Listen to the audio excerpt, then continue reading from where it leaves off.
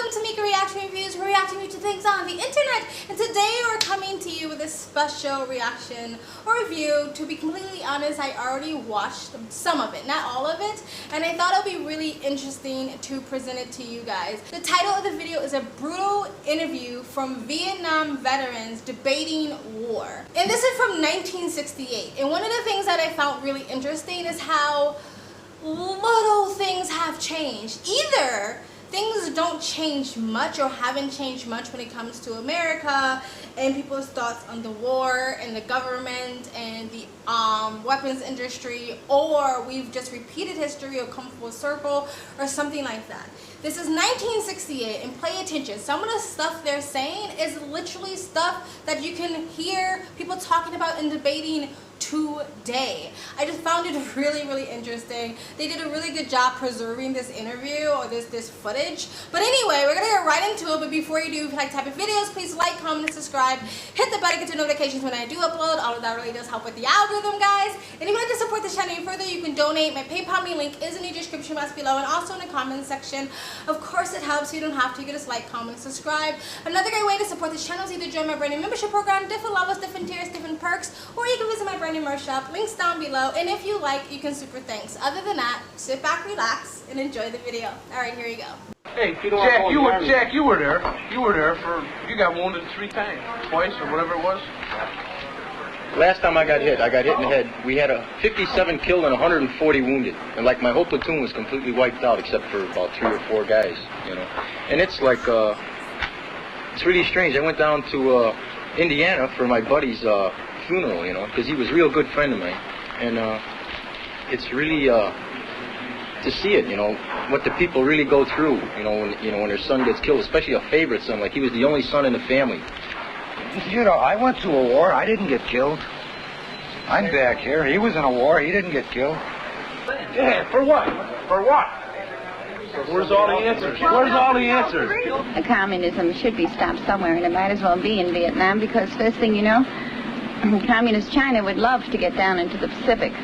They don't have enough room for their people as it is, and they would just take over everything if they don't stop them in Asia. I don't know. In every war that they say we fight to stop communism, it doesn't seem right, because after all, Russia hasn't lost a man. And look what we've lost. Some of the boys come back and they say, those people don't even want us there. So that makes you wonder, doesn't it? A lot of them were glad we were there. A lot of them hated me. Most of them thought that if you were an American, you owed them something. And I think we do owe them something. We owe them the right to live.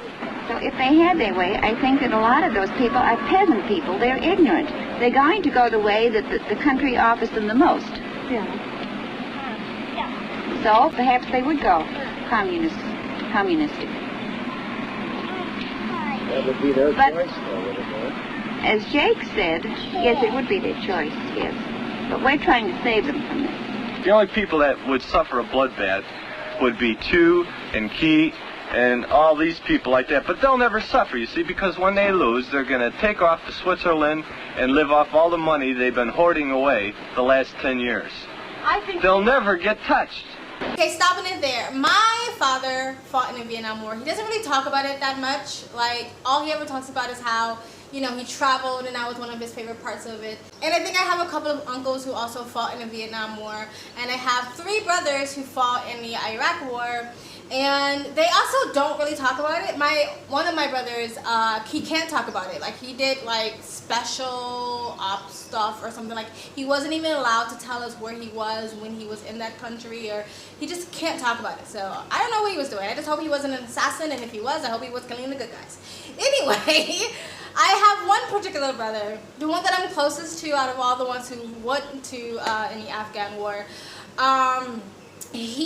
One day he was helping my mother move groceries into the house, and she was trying to grab more bags, and he was like, "Mom, I got it." And she was like, no, these are too heavy. And he said, "Mom, I used to drag dead bodies through the desert. I think I can carry a few extra bags." And I'm saying that because the way the first guy with the cute little accent and a blowout, the redhead blowout, was talking about how, like, yeah, I took it to the head and we lost 150 men and this happened. And yeah, I went to the funeral and it was kind of shocking to see how devastating parents are when they lose their favorite son. He said it so casually because it's like either because he's so used to it or he's desensitized or whatever, he's used to seeing death. It's the way my brother said that thing, the whole dragging the dead body. Because my brother never talks about the war. And he's come back with PTSD and a lot of stuff, but he never really talks about it. Besides, I think he feels like it wasn't worth it. I do think he feels like he gave up the best years of his life and he kind of got screwed over in the end and it wasn't really worth it. But he doesn't really talk too much about the experience. But I do know he was a military medic and he literally saw his friends' body parts being blown off and it was his job to stitch them back together, and it really, really fucked him up. But anyway, we now have that generation of young people who had to experience that and then continue to figure out how to move through life when they come back to be a civilian and a veteran. And then we have this generation of people that are coming back from Vietnam War and trying to make sense of it. I just found that part particularly interesting. The other part of it was the communist conversation that we still are having today. It seems like there is a reason why it's almost rooted somewhat in American culture to be anti-communist, and maybe it comes from this. Maybe it comes from this Vietnamese war, or just seeing other countries sort of the way their society and culture has been affected by communism, or the fact that American soldiers went to Vietnam to literally fight communism. And then, so if they want to fight communism, then why would they want communism to take over America? Not that I'm not saying I disagree with that. It's just to me fascinating where the root of our innate suspicion towards communism comes from. And the comment that woman made, I mean, she couldn't make that today because that would be completely politically incorrect, saying that, oh, they're just ignorant peasant people. Of course they're going to be communist. But the one guy that says, but that's their choice. He's right. You can't force people to do something they don't want to do. It's not Americans' job to be the world's police. And then the last bit of comment that they made about how they don't really care about us. We're just the little guys. They're going to run off with all the money they made from the war, and nobody's going to have to answer to anybody. Same conversations we have today. But anyway, let's continue. I think an 18-year-old owes something to this country, to serve. We had something to fight for in World War II. And you had nobody that wouldn't volunteer. Very few wouldn't volunteer. I wouldn't mind, I don't think, serving my time in the Army for the country, because I think the country's given me a lot of things, and it's given me a chance to go to school. I had to work through school, but it gave me a chance to at least go. But I don't know, I think I'd really sort of worry about going over to Vietnam, because I hate to fight somebody else's war. You had World War II, you had Korea, now you've got this. After this, you're going to go to the East. What? Every 10 years, this country has to have a war. What brings employment? So many people have to die, and it's a dirty shame. It's your politicians, too, that have to take a good portion of this blame. Because I think there's a lot of them that get a certain percentage of these defense contracts and things that go out. And I think there are a lot of politicians that are involved in this, and they get their cut, and this is what's just prolonging everything. How about Michael talks about the black market there, or he talks about generals that have, helicopters with chrome runners and stuff like that, and guys that count rifles so they can get promotions. They count rifles as a dead VC. They count any weapons they captured. They figured they got the weapons, so they might as well consider the VC dead. Maybe World War II is like that. I don't know. I wasn't there, okay? I imagine there's a lot of innocent people that got killed in World War II and a lot of inequities. But, God, why... it's so obvious that the war is... So many things in the war are fixed around the dollar. Somebody's making money, okay? And I don't want people making money off of me. Well, that's true. Money is being made left and right, and that's why I think this war is being prolonged. Exactly. The war's weapons industry. Did you know that the United States is about to sell Taiwan a bunch of fucking weapons right now? After Nancy Pelosi went there to shake the boat and piss off China. I don't really care that much about pissing off China, but she could be making relations between China and Taiwan worse. I don't know. It just seems like they're shaking the bee's nest for a reason, and they're like, oh, you need to fight. Here are some weapons. Anyway, so yes, the conversation about the weapons industry and the fact that we go to war to make people money, to oil, and to influence other countries, putting our world banks in those countries and stuff like that. And it happens when there is a country that happens to not have America's World Bank in it. We find a reason not to like them, and we find a reason to invade, intrude, start drama between them and other countries, or just flat out start a war, right? A reason why no one talks about Yemen, because America can't get anything out of that, right? And so it's just, again, interesting that how we're having that conversation in 1968, and we're still having that conversation today, and sadly, nothing's really changed. Speaking of a lot of innocent lives lost, and earlier on, the guy was saying, like, we owe Vietnam something, the right to live. I will say another country that America owes a lot to is Laos, because if you don't know the history of Laos when it comes to the Vietnam War, America used that entire country as a bomb dumpster ground. They had nothing to do with the war whatsoever. There was no conflict with Laos. They weren't even helping or assisting Vietnam whatsoever. And what the American soldiers would do is drop off their bombs in Laos because it was too dangerous to land the plane with the bombs still attached. Till this day, the bombs that are underneath the ground has affected the economic and agricultural growth of Laos. That's why it's still one of the poorest Southeast Asian countries, because they cannot develop, because they cannot use their land. Now, America has donated lots of money to Laos and kind of helped them. A lot of landmines are still in Laos, and so it has caused generations of people to lose their limbs, and so America has donated tons of money for that to help them get prosthetics and stuff like that, and help create programs to get the landmines out of the ground. So America is trying to, you know, forgive their debts, I guess, to Laos, but like they really fucked them over during this Vietnam War. Let me tell you that. And the word VC, he would kept saying, like, you know, they would find VC weapons, and that was kind of counted as a dead VC. So I'm assuming that means Vietnamese citizen or Vietnamese capture or something like that. Let me know if you guys know in the comment section below. All right, that's enough of me rambling. Let's continue. To see somebody come back who's 19 and you don't know what kind of future he's going to have, you know, you kind of wonder, is it all worth it? And, like, well, I'm 20 right now, so my whole age group, you know, is likely to end up there. And I'd just like to see it ended, and I can't give an answer how.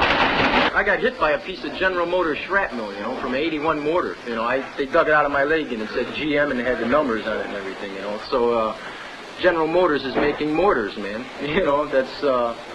what else can I tell you? They're making money. You know, that's what it's all about. Like, they're supposed to be making cars. If our government didn't spend so much money on other nations, giving them aid, giving them everything we have, we'd be better off, because we could spend our money on poverty. We could clean up the cities. Why do we have to be the policemen of the world? What about our allies, so-called allies? What are they contributing towards it?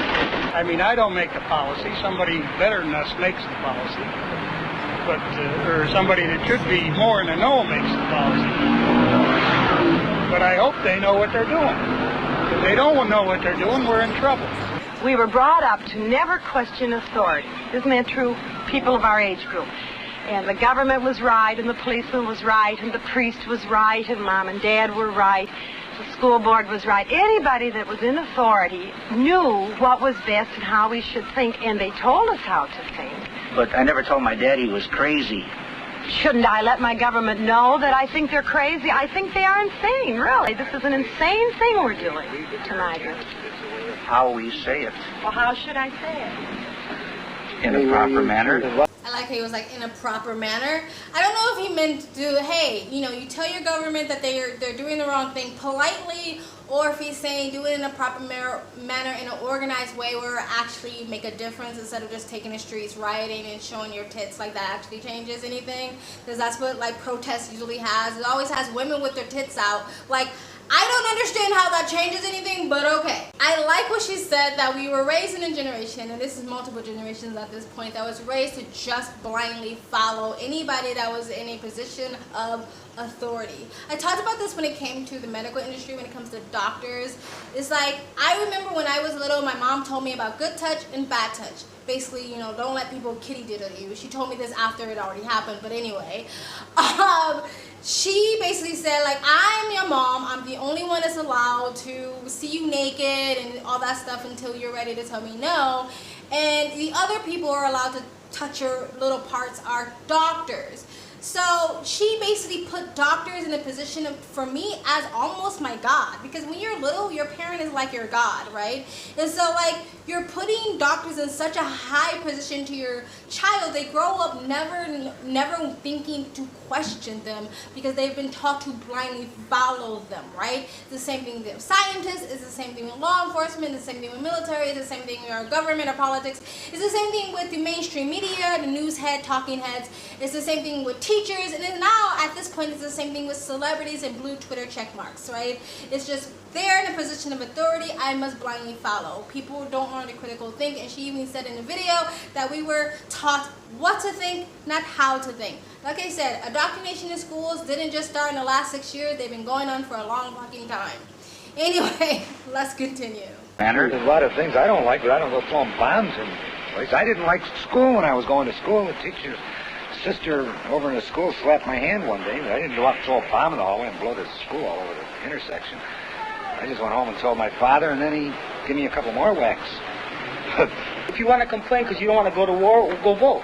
What do you mean go vote? You want. Why? What's the reason for voting? What's the idea of voting? If you say there's going to be a war every 10 years, what good is your vote going to do if there's going to be a war every 10 years? I didn't raise a kid to go 16,000 miles to fight for somebody else, somebody that you probably never see again. And I don't blame them if they don't want to go. So many people get it wrong. You have to understand that there's a definite difference between the country and the government. You see, the people in this country aren't fighting a Vietnam War. The government's fighting it. Well, the government is the people, supposedly, no, but in this instance it is not. Not anymore, it's not. No, I agree with you. It is not in this situation. We read a headline in 1969, taxes go up 13%. Expect 20% raise in 1970, and we all sit back and accept it. It's been printed in advance. Well, would you agree with me in saying that the only people who benefit, who can gain anything because of our tax laws, are the very wealthy or the very poor who don't have anything, so they don't pay any taxes. And we support the country, right, and yet we have the least to say about it.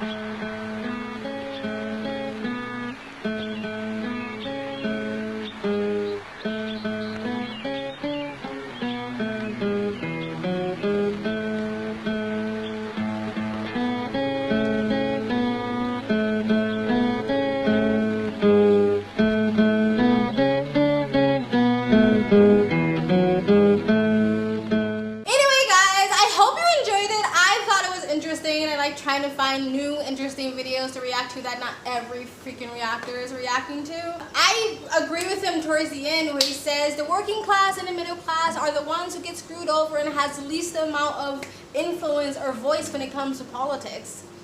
Which is sad because especially the working class, they make the world go round. They make the society keep functioning.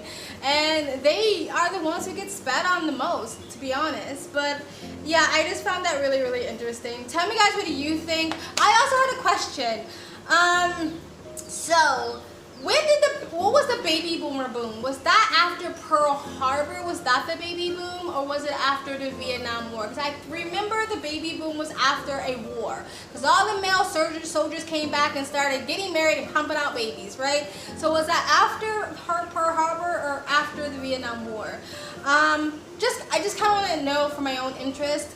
And as well as you can kind of see the split in the video where there were a few people that were still very patriarchal, pro-war, and said, hey, I think people should serve their country and no man should, you know, resist going to war and fighting for their freedoms and stuff like that, right? America's given me so much, so I don't mind fighting for my country. And then there's a good amount of people that are either like, look, fuck the war, like they were just using us and making money off of us. And you can see those half of people probably going off to be hippies in the 70s, and the other half of people going off to be suburban mom and dads.